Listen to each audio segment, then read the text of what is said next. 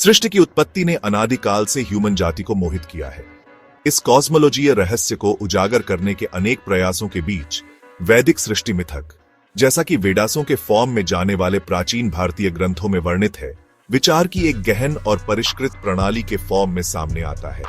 पीढ़ियों से मौखिक परंपरा के माध्यम से पारित होने से पहले संस्कृत में सावधानी पूर्वक प्रलेखित वेद ज्ञान का एक खजाना है, जिसमें ब्रह्मांड विज्ञान, दर्शन और स्पिरिचुअलता सहित ज्ञान के विविध क्षेत्र शामिल हैं।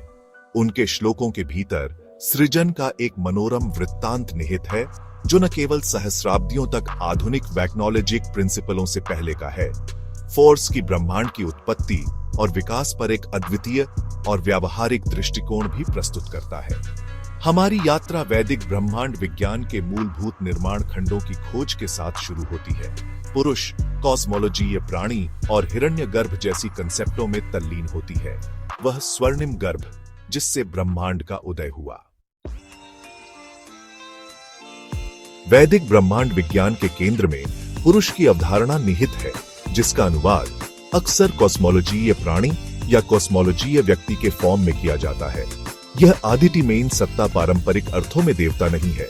फोर्स की एंडिम वास्तविकता का प्रतीकात्मक रिप्रेजेंटेशन है, वह स्रोत जिससे सभी सृजन निकलते हैं। पुरुष को सर्वव्यापी और पारलौकिक दोनों के फॉर्म में वर्णित किया गया है, जो अस्तित्व के सभी पहलुओं में व्याप्त है, साथ ही साथ समय और स्थान की सीमाओं से परे विद्यमान है। कल्पना कीजिए, यदि आप करेंगे तो शुद्ध चेतना का एक अनंत सागर, अव्यक्त और लिमिटलेस। शुद्ध क्षमता की इस अवस्था से सृजन इच्छा के कार्य से नहीं, फोर्स की इस कॉस्मोलॉजी या सत्ता की अनंत रचनात्मक ऊर्जा के सहज अतिप्रवाह के फॉर्म में उत्पन्न होता है। पुरुष की छवि को अक्सर वेदासों में एक विशाल कॉस्मोलॉजी प्राणी के फॉर्म में दर्शाया गया है, जिसका शरीर पूरे ब्रह्मांड को समाहित करता है। उनका सिर स्वर्ग का रिप्रेजेंटेशन करता है, उनके पैर पृथ्वी का और उनकी सांस वह हवा है जो सभी जीवित चीजों को जीवंत करती है। वैदिक ब्रह्मांड विज्ञान के सार को अंडरस्टूडने के लिए पुरुष को अंडरस्टूडना महत्वपूर्ण है। पुरुष की चेतना के असीम सागर से हिरण्यगर्भ का उदय होता है, एक ऐसा शब्द जिसका अनुवाद स्वर्णिम गर्भ या कॉस्मोलॉजी अंडा होता है।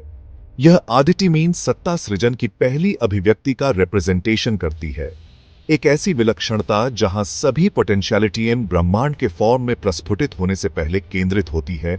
जैसा कि हम जानते हैं, एक छोटे से बीज की कल्पना कीजिए, जिसकी गहराई में एक फोर्सशाली ओक के पेड़ का खाका है। इसी प्रकार हिरण्यगर्भ अपने नवजात फॉर्म में ब्रह्मांड की संपूर्णता को समाहित करता है, एक कॉस्मोलॉजी बीज जो अनगिनत एथर गंगाओं, सितारों और ग्रहों की संभावना से वोंबवती है। वेद हिरण्यगर्भ को एक दीप्तिमान स्वर्णिम प्रकाश से भरे हुए बताते हैं, जो शुद्ध चेतना और रचनात्मक ऊर्जा का प्रतीक है। इस कॉस्मोलॉजी गर्भ के भीतर सृजन के मूलभूत एलिमेंट्स अग्नि, जल, पृथ्वी, वायु और आकाश को पूर्ण साम्य की स्थिति में मौजूद माना जाता है, एक आदिम सूप जिसमें से बाद के सभी फॉर्म उत्पन्न होंगे। जैसे ही कॉस्मोलॉजी नाटक सामने आता है, हिरण्यगर्भ विस्तार और विभेदन की प्रक्रिया से गुजरता है। हिरण्यगर्भ की अवधारणा ब्रह्मांड की उत्पत्ति को अंडरस्टूडने के लिए एक सम्मोहक रूपक प्रस्तुत करती है, जहां पुरुष सृजन के स्रोत का रिप्रेजेंटेशन करता है और हिरण्यगर्भ कॉस्मोलॉजी गर्भ का यह प्राण महत्वपूर्ण जीवन शक्ति है, जो उत्प्रेरक के फॉर्म में कार्य करता है, ब्रह्मांड के विकास को उसकी आदिम अवस्था से लेकर उसकी वर्तमान जटिलता तक ले जाता है। प्राण, जिसका अनुवाद अक्सर सांस या जीवन शक्ति के फॉर्म में किया जाता है, वह एनिमेटिंग सिद्धांत है जो अस्तित्व के सभी पहलुओं में व्याप्त है, सबसे छोटे परमाणु से लेकर सबसे बड़े तारे तक। प्राण की कल्पना एक भव्य कॉस्मोलॉजी ऑर्केस्ट्रा के संवाहक के फॉर्म में करें। जिस तरह एक कंडक्टर संगीतकारों को एक सामंजस्यपूर्ण सिम्फनी बनाने के लिए मार्गदर्शन करता है, उसी तरह प्राण कॉस्मोलॉजी फोर्सियों की परस्पर क्रिया को व्यवस्थित करता है, ब्रह्मांड के विकास को सरलता से जटिलता की ओर ले जाता है। वैदिक विचार में प्राण केवल एक भौतिक घटना नहीं, फोर्स की एक आध्यात्मिक घटना भी है। यह भौतिक और अभौतिक के बीच सेतु है, जो हमारी व्यक्तिगत चेतना को पुरुष की एसेंस व भौमिक चेतना से जोड़ता है। वेद प्राण को विभिन्न रूपों में प्रकट होने के फॉर्म में वर्णित करते हैं, प्रत्येक सृजन के विभिन्न पहलुओं के लिए जिम्मेदार है। वैदिक ब्रह्मांड विज्ञान में दर्शाए गए ब्रह्मांड की गतिशील और परस्पर जुड़ी प्रकृति की सराहना करने के लिए प्राण की अवधारणा को अंडरस्टूडना महत्वपूर्ण है। भाग 5, आधुनिक विज्ञान का दृष्टिकोण, बिग बैंग थ्योरी और फैलता हुआ कॉस्मोलॉजी। आधुनिक विज्ञान के क्षेत्र में बिग बैंग सिद्धांत ब्रह्मांड की उत्पत्ति और विकास के लिए प्रचलित ब्रह्मांड संबंधी मॉडल के फॉर्म में है।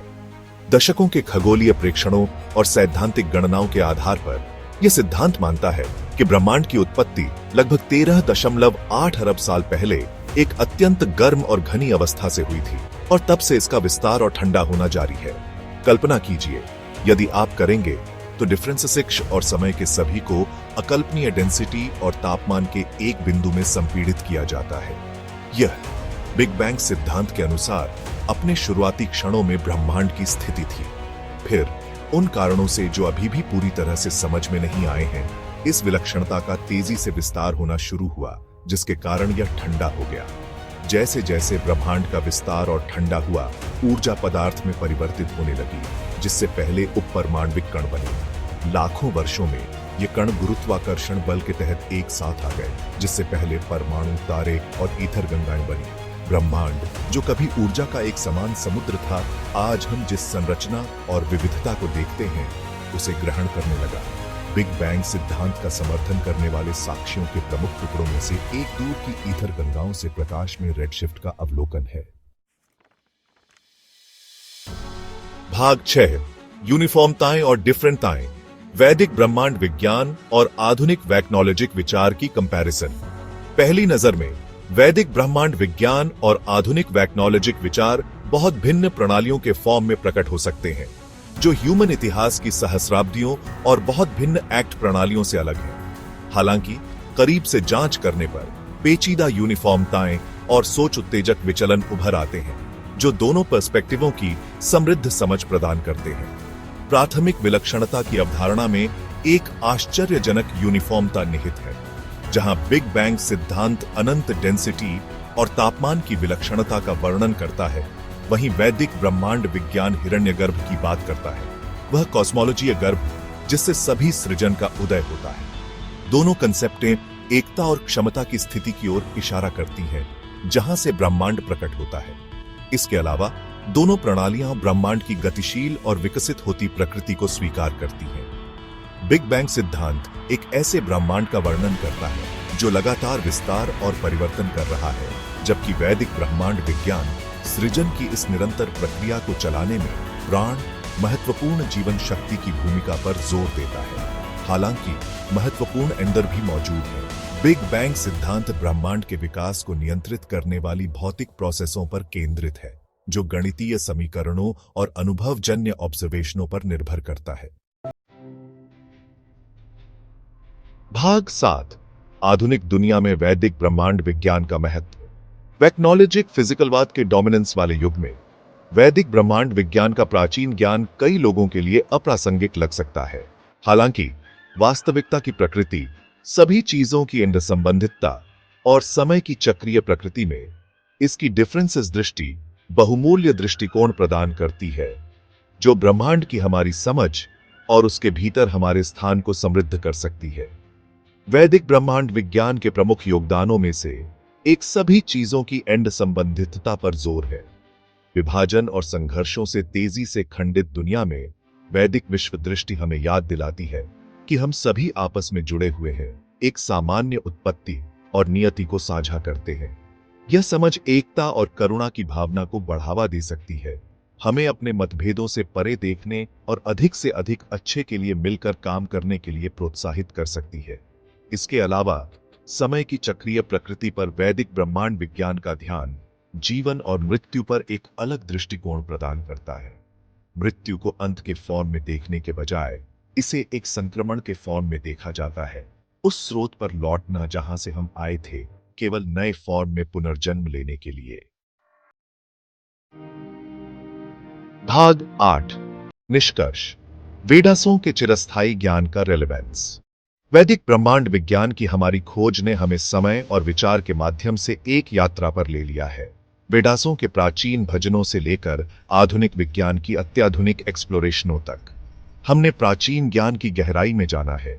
सृजन की प्रकृति, सभी चीजों की इंद्र संबंधितता और समय के चक्रीय नृत्य में गहन डिफरेंसेस दृष्टि को उजागर किया है।